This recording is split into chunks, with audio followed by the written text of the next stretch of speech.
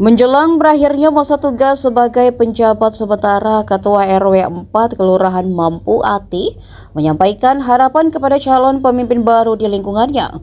Pernah menjabat sebagai koordinator Kelurahan Mampu, Ati menegaskan sudah saatnya anak muda mengambil peran.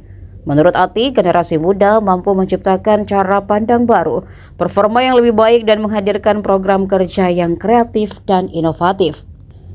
Sementara itu, salah satu warga RT 4 Sari juga menyampaikan harapannya untuk ketua RT terpilih agar benar-benar mewakili aspirasi warga di lingkup kecil. Sari juga menekankan pentingnya pemerataan program di seluruh wilayah, bukan hanya fokus pada satu titik tertentu. Adapun program kerja yang dijalankan Ati pada masa jabatannya yaitu pos keamanan lingkungan atau poskamling dan kerja bakti. Selain itu, setiap hari Minggu, seluruh RT dan RW bersama-sama melaksanakan kerja bakti dan gotong royong. Nanti harapan tak untuk ketua RW ataupun RT yang terpilih nanti menurut tak pemimpin yang seperti apa? Mudah-mudahan lebih baik dari kinerja yang saya toh. Mudah-mudahan lebih bagus dan masih muda. Itu saja. Karena kita kan ini sudah tua, umur saya sudah 65.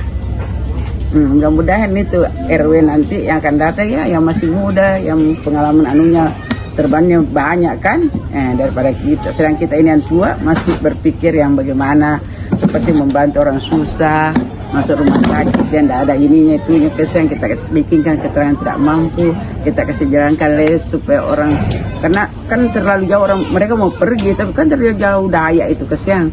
Jadi satu-satunya jalan dia menyumbang di situ, nanti saya sebagai RW yang ngantar ke sana.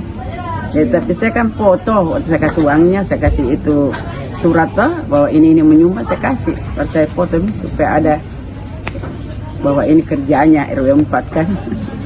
Itu malam Kamis kita posko, tapi semua ya mulai dari malam Senin itu RW 1, RW 2 sampai RW 6. Jadi pas habisnya itu nanti pas di malam Minggu.